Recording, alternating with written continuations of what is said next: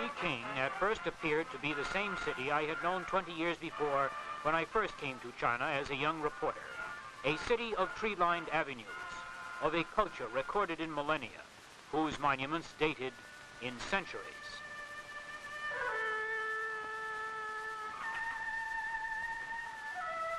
But I soon learned Peking was full of new sights and sounds. The parade was just a rehearsal for National Day. It is Communist China's leading holiday. Celebrations go on for 2 days. They were carrying banners supporting Zhou Enlai's demands for the liberation of Taiwan. They were full of enthusiasm. Taiwan must be liberated. The United States get out of Taiwan, they said. At that moment, the communists were shelling Quemoy.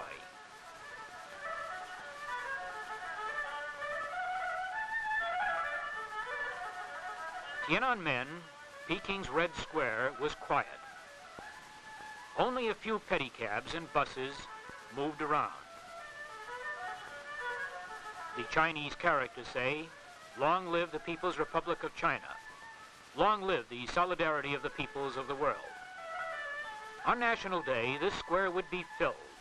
Hundreds of thousands of Chinese would be on hand to watch. Here the Chinese communists stage their biggest rallies. The men in the street underneath my hotel window were building a sewer. The work went on 24 hours a day. I found out later this was part of a program.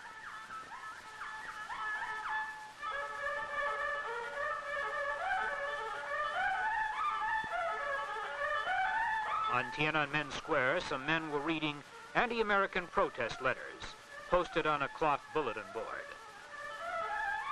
All over the city, propaganda signs and anti-American posters. Hate America, they said, liberate Taiwan. But most of all, they advertised the Leap Forward, a nationwide program affecting all Chinese life, industry, agriculture, even sports. Near Tiananmen, there were some of the militia, including a few girls.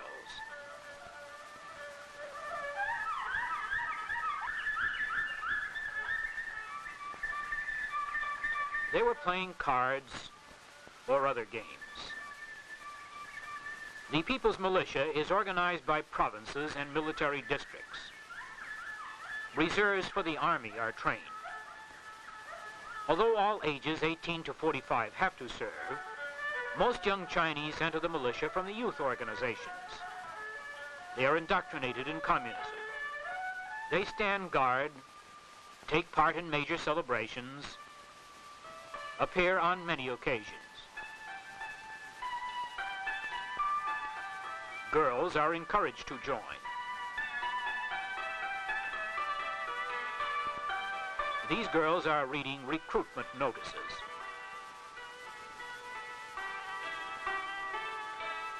Traffic was filling the streets. Chinese pedal to work. Pedicabs are used for carrying small loads. Men pull heavy loads. There were cars, buses, carts.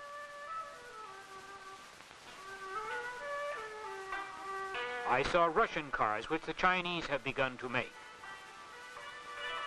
There were wood-burning buses of the type I had seen in Europe during the war. Vehicles of all kinds. In most places of the city, there was a good traffic control system.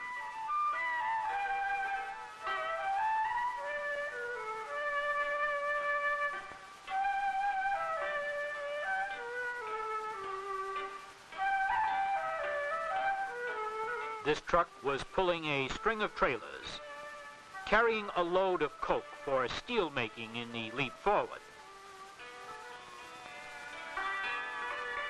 The people moved among the ancient monuments of their city. They were dressed in many different ways. Men in uniforms or trousers and shirts. Women wearing trousers or dresses. A trip to Peking's outskirts past the monument to the people's heroes. The Catholic Church.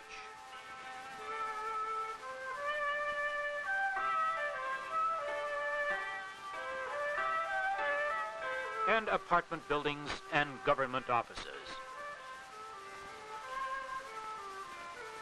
There were many more apartment buildings than I had seen in the Soviet Union. The new planetarium was open. It has become a popular place for visitors to its observatory and exhibition hall. Construction was going on everywhere. It was mostly hand labor. Manpower is Communist China's greatest resource. Colorful fabrics in a Peking textile factory.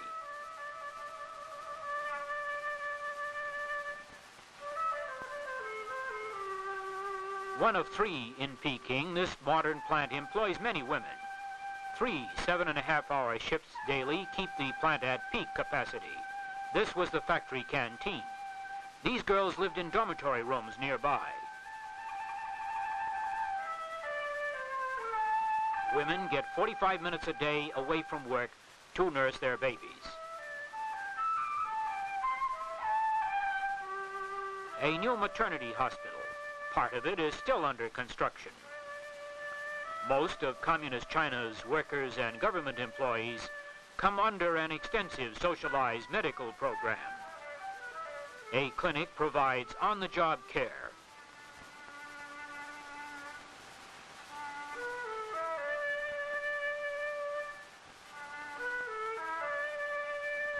I visited a worker's family in one of the apartments near the factory. 5 people occupied a small apartment for which they paid about $1.20 a month rent.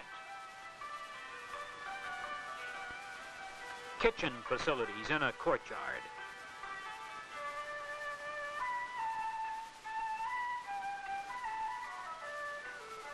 The main hall of the agricultural exhibition. Open May 1st to display machines and implements China is making for the leap forward.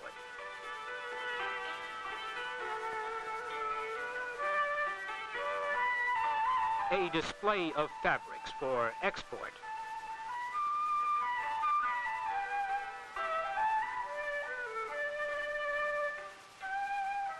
Visitors arrive from the provinces, 500 at a time, for a week's tour. 500,000 have visited the fair since it opened. This was a new rice transplanter. They had more than 30,000 different implements, from the crudest hand sickle to this giant combine.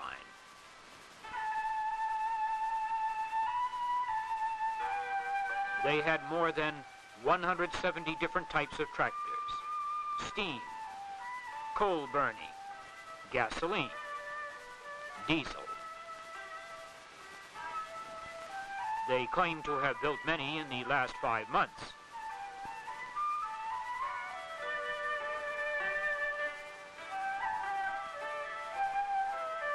Cars of widely varying designs.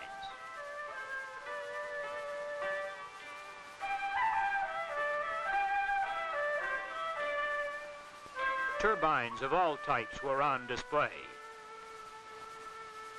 Locomotives for China's new railroads.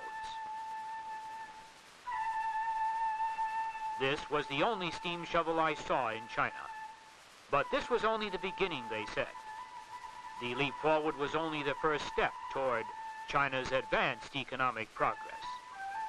An exhibition of irrigation machinery ranged from steam power to small gasoline motors, even foot and hand treadle.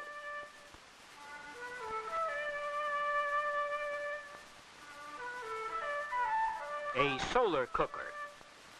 It was a featured exhibit. Outside the fairgrounds, there was a pool. Here, watched by their waiting elders, children played.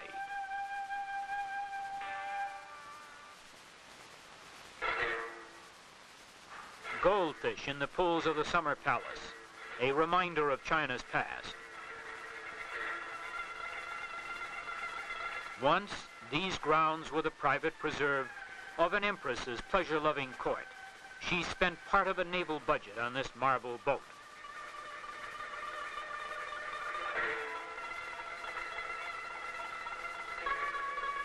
Under the communist regime, these grounds are now a park for China's workers.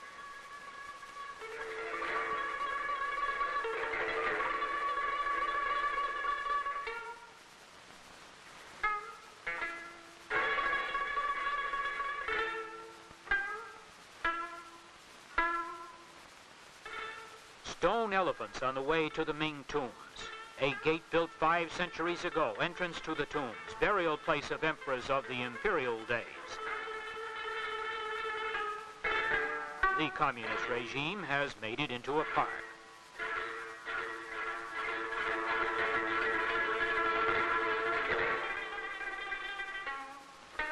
Even put trash boxes in convenient places.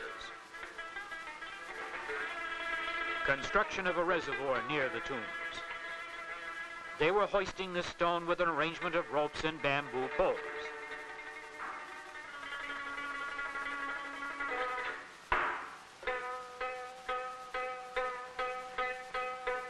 With almost no machinery, they do not lack manpower.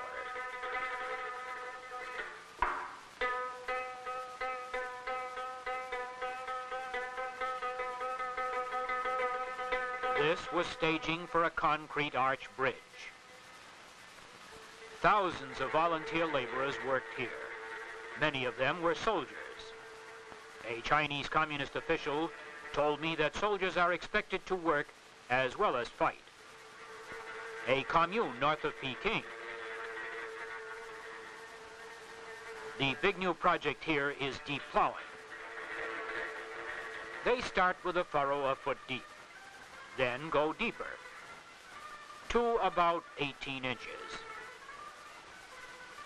Plow deep to bury the American aggressor is the slogan.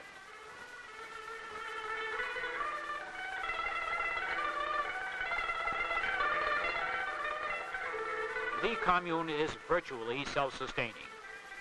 They make their own tools.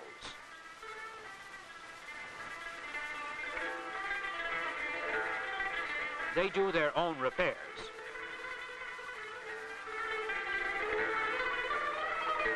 "4,100 people live on this commune, 970 families, 1,600 workers, a comparatively small commune in communist China in the year of the leap forward.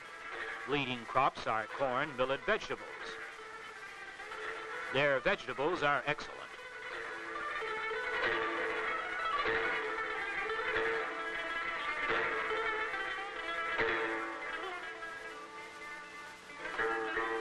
Irrigation pump, 1 donkey power model. These women were threshing millet. Children are excused from school and brought here in a group during the harvest season. Education and labor go together in communist China. Much of their corn is very poor.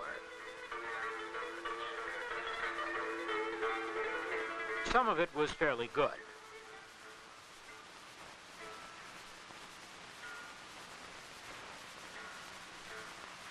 Everyone, young and old, works during the fall harvests.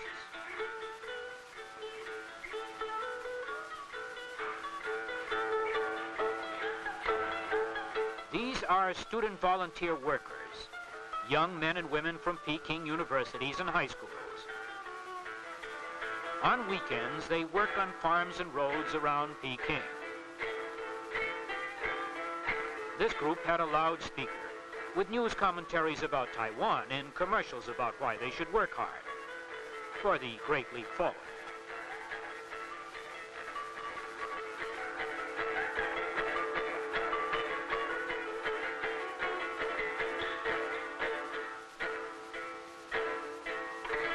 Donkey carts were main means of transportation out here. People in the area follow these carts, picking up vegetables, beans, seeds. Nothing can be wasted in the leap forward. A trip to the Great Wall took us past rows of workers' apartments.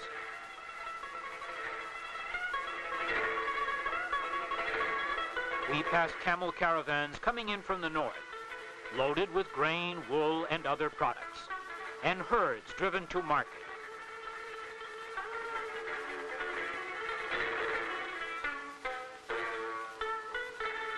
How they built it over 2,000 years ago is still a mystery. The regime has restored some of it, made it into a park. There were even signs out here, support the conservation program. With Lin, my interpreter, I climbed the wall. Then I thought of what China's millions are doing today, and its building did not seem so mysterious.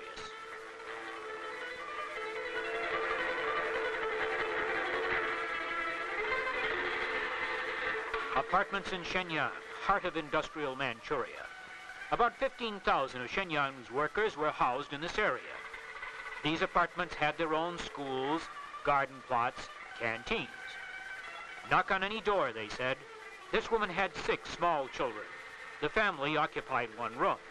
Her husband was a lathe operator in machinery plant number 1.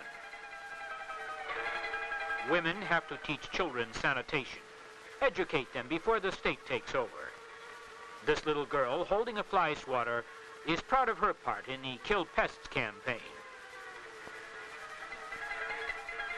Shenyang developed during the Japanese occupation when it was called Mukden. In the State Department store, photographs of model employees are posted on a bulletin board. A wide variety of goods was sold in this store. Although prices were very high, there were many buyers. A crowd gathered in the street nearby. They were shooting a movie. Following the new socialist realism in movies, this scene was shot outside.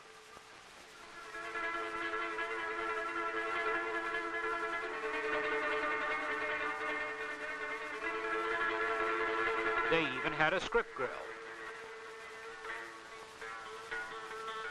Chinese Communist motion pictures carry much of their propaganda in the Leap Forward campaign.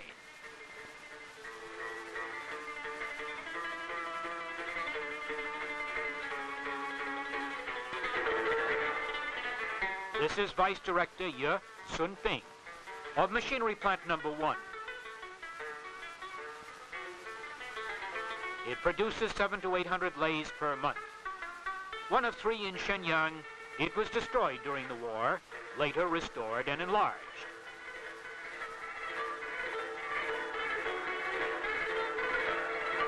Lathes were based on an East German design.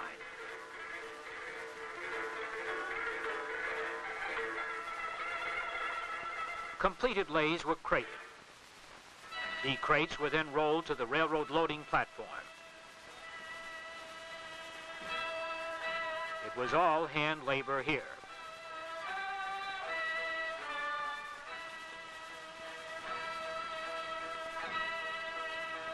This is the Shenyang Cable Factory and Director Lin Ming-yu.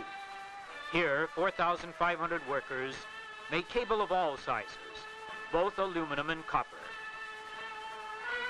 All processes were completed in this plant, which the communists enlarged following the 1949 takeover. They claim production was 12 times greater than it had been during the Japanese occupation and 20 times more than during the nationalist days. Posters calling the United States bandits and telling the people to surpass United States production.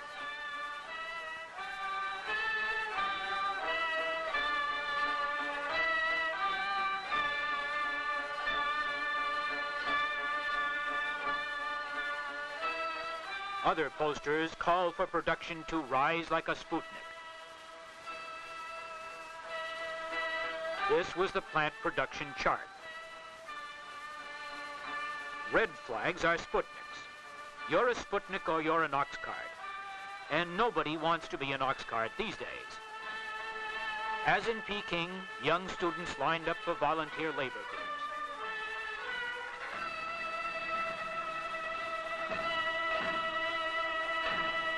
These are young pioneers and members of the Youth League.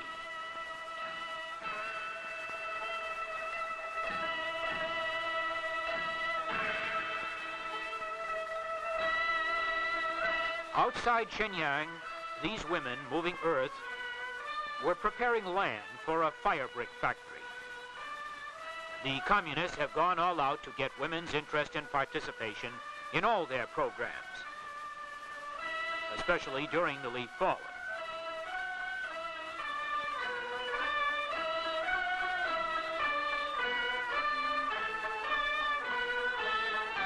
I found this was the best way to get their cooperation for these pictures.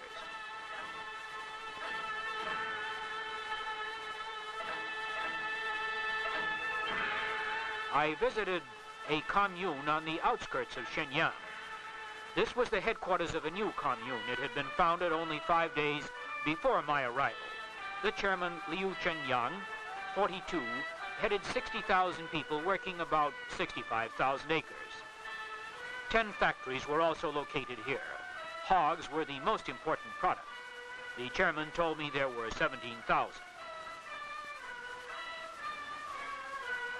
Recent communist agricultural policy in the communes calls for close planting, deep plowing, plentiful use of fertilizer, and irrigation.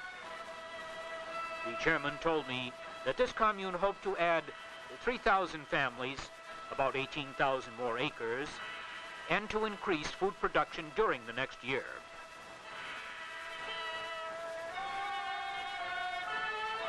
It rained on my return trip.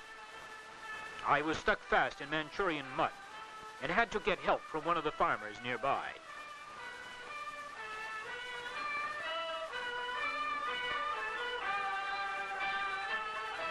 The Fushun oil plant. Here, oil is extracted from coal. Built in 1928 by the Japanese, destroyed during the war, it was restored and enlarged. The Japanese produced 225,000 tons of petroleum in their best year. 1957 production was 320,000 tons. 1958 goal, 440,000 to catch up with Britain. Chief of Office was Dung Guan. He advised me to put on a mask for my tour of the plant. Young laboratory technicians of the plant staff. They are among the highest paid of the 7,500 workers, which include 500 women. The Fushun open pit mines. Hydraulic mining is much used here.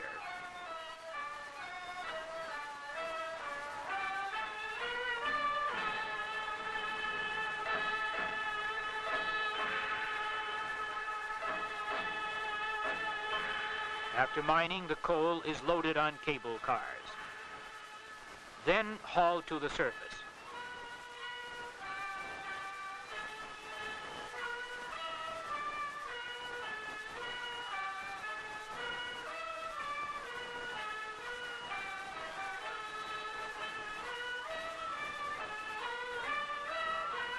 Cars are automatically dumped.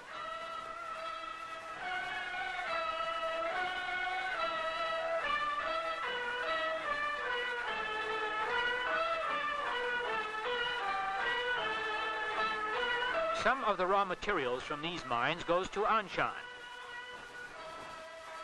the steel company of Anshan. Located 55 miles southwest of Shenyang, it employs over 100,000, including 6,000 women. 1/3 of Communist China's steel production comes from these mills, about 3 million tons a year. Under the Leap Forward, they are trying to increase this to 4 million tons. Coal comes from the Fushun mines. The plant also has its own department store, canteen, and club. Built during the Japanese occupation, the plant has been restored and enlarged following wartime destruction. All kinds of steel products are made. They have 10 open hearth furnaces. It takes about 8.5 hours to run a batch through during the Leap Forward, an improvement over earlier production figures.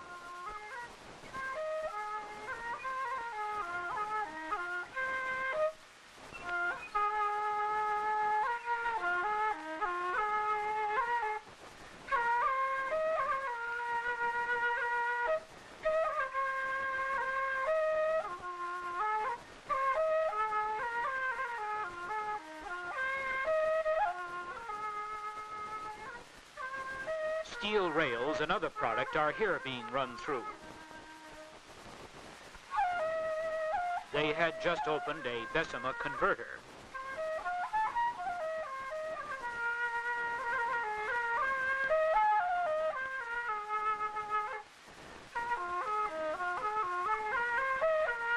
To this production is added the output of many small furnaces like this one. This plant made 30,000 tons of steel a year. And everywhere in China, near industrial plants and on communes, small furnaces have added their output to the big mills.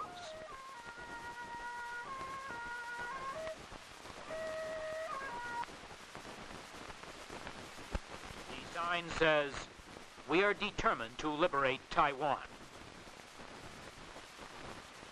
En route from Peking to Tientsin, we passed through an intensively cultivated region. Crops here were corn and sorghum. As we neared the city, increasing signs of recent industrial growth.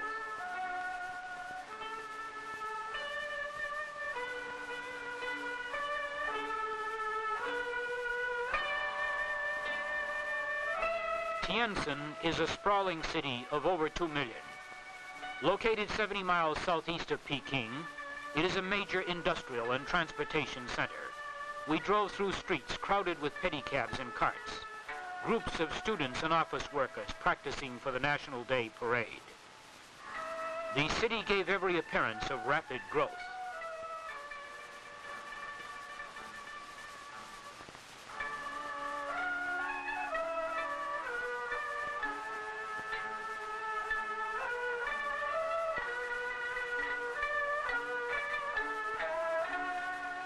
New sewer pipes in the city's outskirts. I also saw many new buildings in this section. This is Ha Qian, director of a plant which made paper from lu grass. Workers at this plant designed and built the paper-making machinery. They were also building a little furnace for the leap forward. The furnace was on the plant premises. The workers were still building it.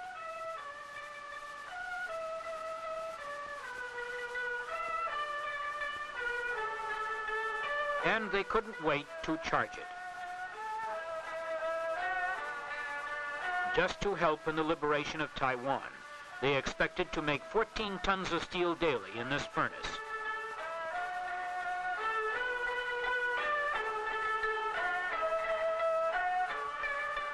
These women winding copper wire belong to a neighborhood co-op of 380 families. In communist China, they are considered to be emancipated from housework to support socialist construction. This co-op was part of a much larger commune of 12,000 households. Communal cooking saved coal, which was used for the leap forward. The commune had its own nursery. Mothers took turns looking after children.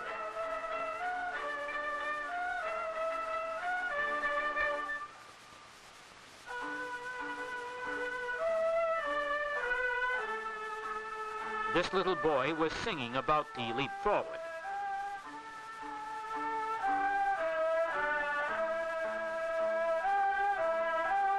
This old man was angry over Taiwan.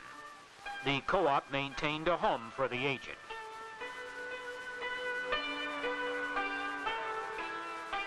I visited some of the rooms occupied by old people like this woman with bound feet. Quarters were neat and clean with whitewashed walls. I stopped at a park just outside the city.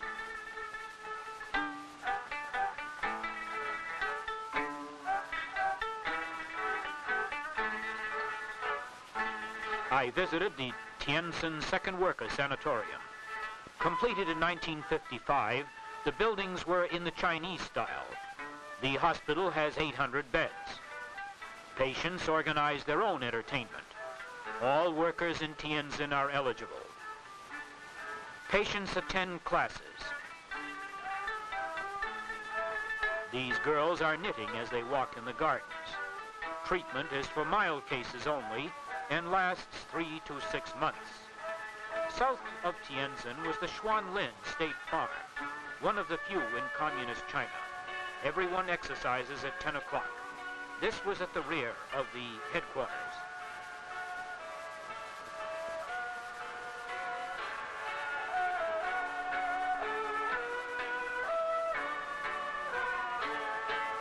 Indoctrination lectures are part of all communist programs. Chinese are subjected to constant propaganda. This was formerly swampland. Now they reported getting good production. At nearby Xinli village, they were experimenting with rice. Irrigation here was fairly advanced. These water wheels were run by a 15-horsepower motor.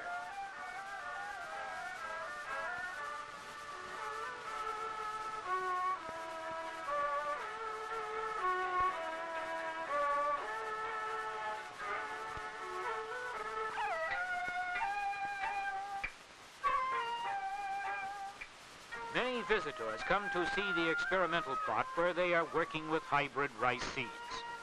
They are so proud of it they even have their own cameraman. They have bamboo poles to keep the rice from trampling. Lights have been installed to keep it growing 24 hours a day.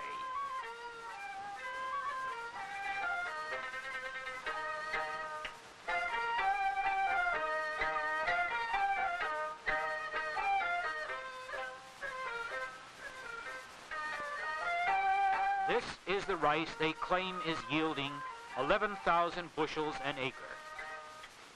It was raining in Nanking when I arrived. The narrow streets appeared little changed, but I learned that Nanking's population had swelled from just under 1 million in 1949 to 2.5 million. Industrial expansion was behind this growth. Truck and auto parts were piled high in the yard of the Nanking auto plant. 3 years ago, this plant was making wagons. Now it is turning out trucks and a few cars. Machinery is Chinese, Czech, and Russian. They were cutting these plastic strips to be used in making small cars.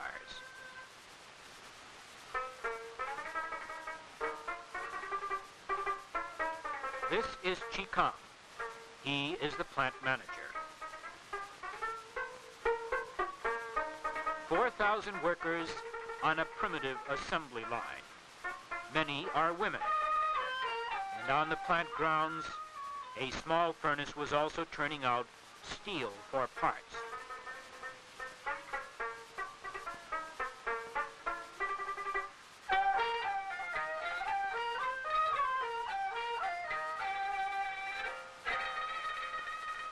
For the leap forward.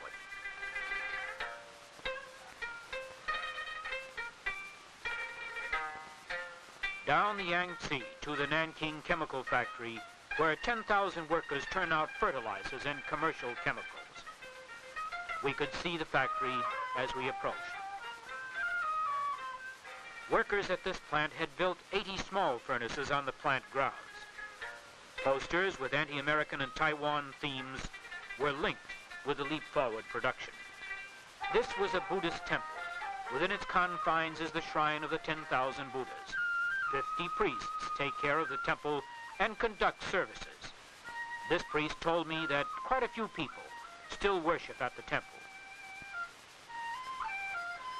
I arrived at the Catholic Church just as Mass ended.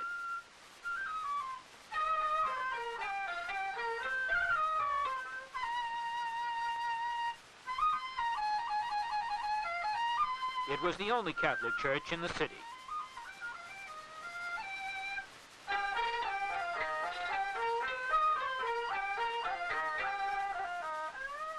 The priest told me that there were 200 or 300 people in the parish.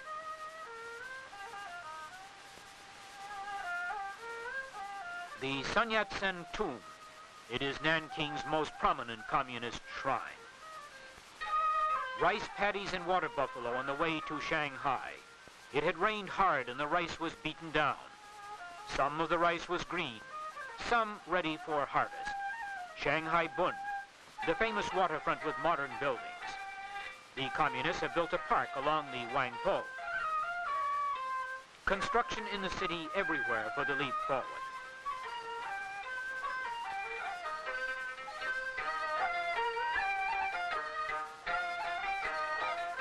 The Sino-Soviet Friendship Building, a cultural center to further the common bond between the two communist giants. Like Peking, traffic streamed through the streets. I passed many factories. I was on my way to visit a fountain pen plant. I was greeted by the manager, Chi Fung Lu. Pens made here, called Hero, were modeled on the Parker 51. Catch up with Parker was the plant slogan. I saw many young workers and students here. This was Chung Kan-chu. He is saying, "Get American troops out of Taiwan." This is the Long Ma Chung Chen Commune.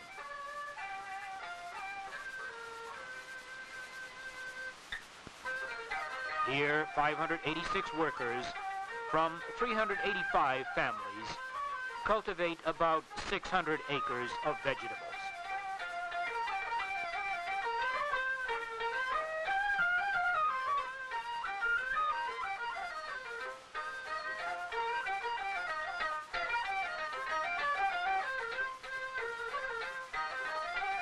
Militiamen to guard the commune gates. There was some mechanization on this commune, but most of the work was done by hand. Tractors were used for deep plowing. They reported 7 to 21 crops of vegetables a year. Compost and fertilizer, both animal and human, was used in this intensive cultivation.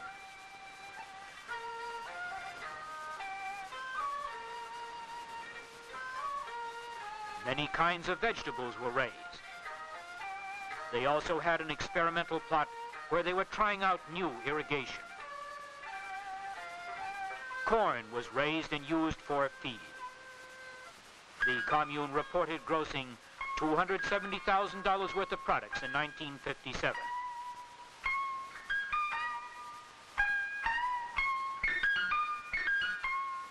Poultry of all kinds was raised.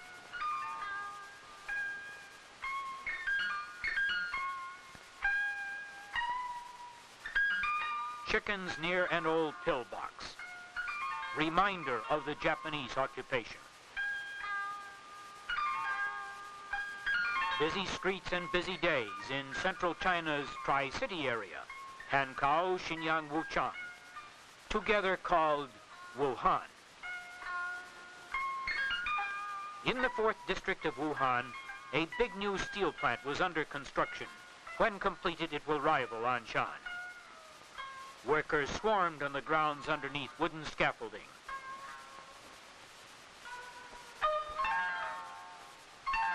They dug and shoveled.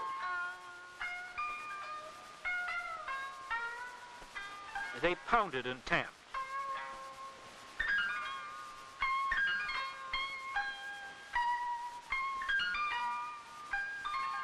Ore is shipped in 60 miles by railroad.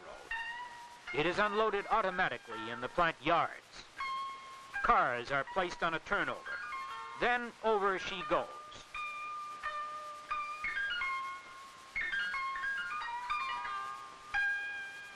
Steel making went on inside the plant while construction continued outside. Their goal was 3.5 million tons of steel a year by 1961. To catch up with Britain, heavy machinery at the plant was furnished by the Soviet Union, and near the plant these new workers' apartments.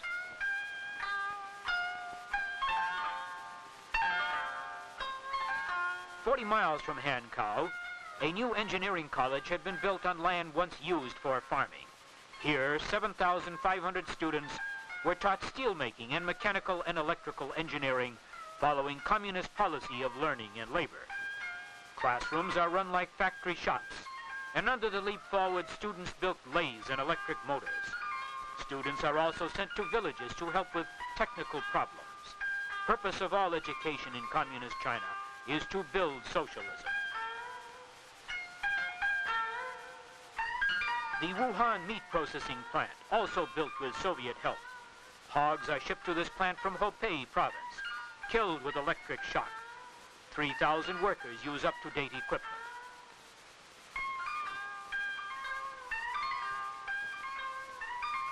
Here they are cutting the hogs up with an electric saw.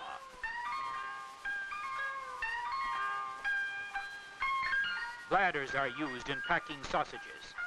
40% of this production goes to the Soviet Union, en route to the Suquan. On this people's commune, there are over 60,000 who cultivate about 30,000 acres of cotton, rice, and wheat. They claim production almost doubled in this two-crop region after the organization of the commune. Commune farms challenge each other, and everyone is organized for production.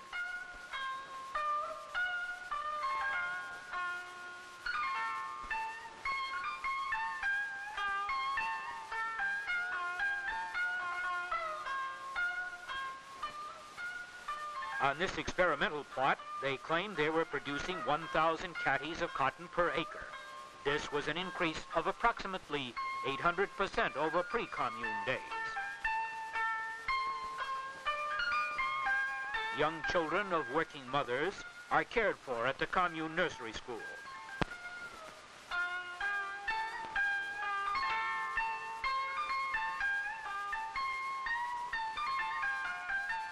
Older children work on the commune where they set their own production goals.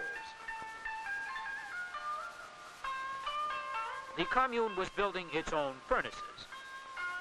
They intended to build 5 small factories to produce 8,000 tons of steel a year for commune implements and equipment. The commune also operated its own ore and coal mines. These men and boys were pounding ore.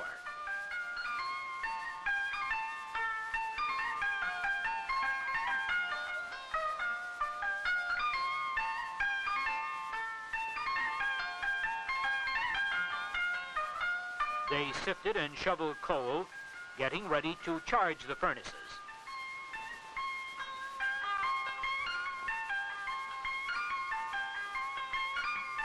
Students of the commune middle school had their own furnace. Nearby was a larger one belonging to the commune.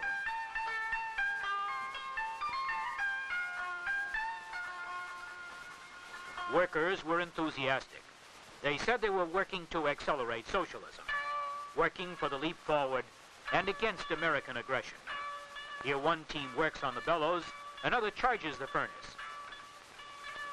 This was the new bridge across the Yangtze. Opened in 1957, this steel truss bridge has a highway on the upper deck, a railway below. A Chinese junk blown gently before the warm South China wind, the smell of the river, and the creaking of the oarlocks of the river sampans, the voices of the people who live on them. This was the old Canton.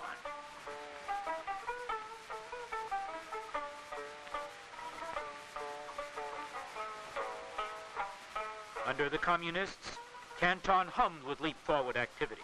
Famed because it was once the home of Sun Yat-sen, Canton is known as the City of Revolutions. From the top of the 14-story Oi Kwan Hotel, the Pearl River, once jammed with boats, was comparatively empty. The houseboats were still used to carry passengers and cargo.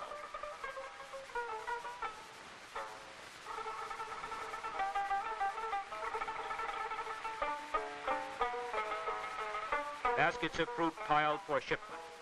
Surrounding Guangdong province is a rich breadbasket, and Canton is also the center of an extensive light industry.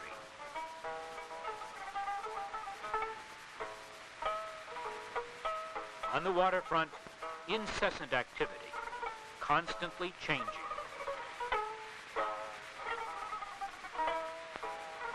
This little boy wears a Kapok life preserver. Playing along the waterfront, he may fall into the water, and if he does, the sack will keep him afloat. Excitable and talkative Cantonese are far different from the North Chinese. My interpreter had difficulty in understanding the 3 commonly spoken Cantonese dialects. Under the communists, this colorful waterfront life has changed drastically. Many of the sampan people are being forced to move and live ashore, where the communists can better control them.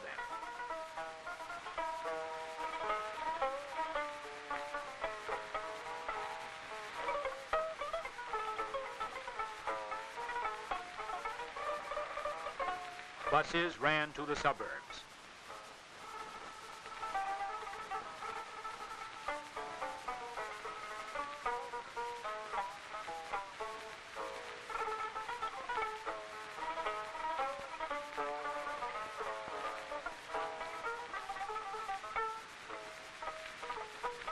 I visited a commune on which vegetables were raised. It was in the wide-flung agricultural section surrounding Canton. This is a two-crop-a-year region.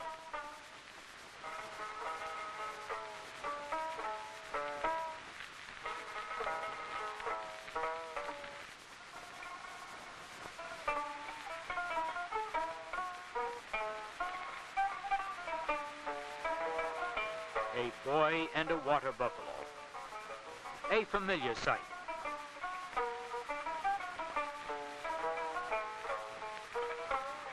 He is spreading manure by hand.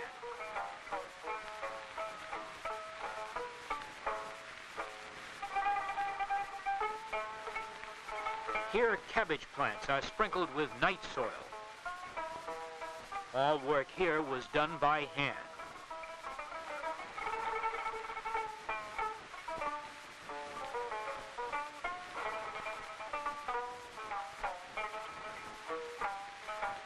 Sowing seeds in China's good earth. The farms here did not look as though they were ready for mechanization. It was difficult to believe that the small plots would lend themselves to the use of machinery. Here, hand labor would probably always remain at a premium.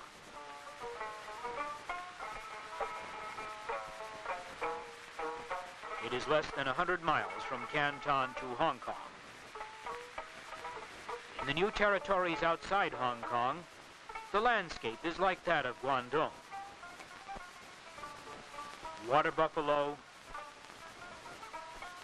and men and women working in rice fields.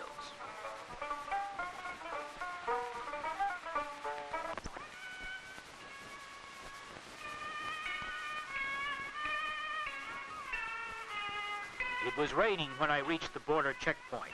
I had to walk a couple of 100 yards and wait at the border station a couple of hours for a train. This library, named after the vice president, was a reminder I was back in the free world. It was September 29th, 2 days before the Chinese Communist National Day. The British had brought out tanks and soldiers were marching to their posts in case of incidents. I drove around in a rickshaw. They were forbidden on the mainland. The girls in Peking were nothing like this.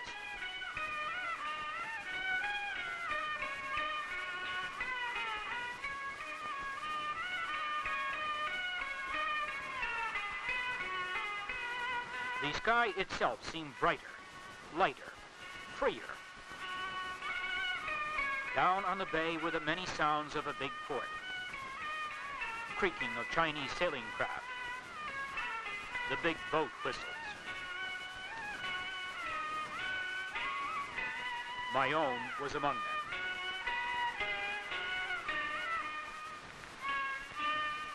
And I stood at the rail and watched Hong Kong's white buildings against its steep green slopes and thought about China's leap forward.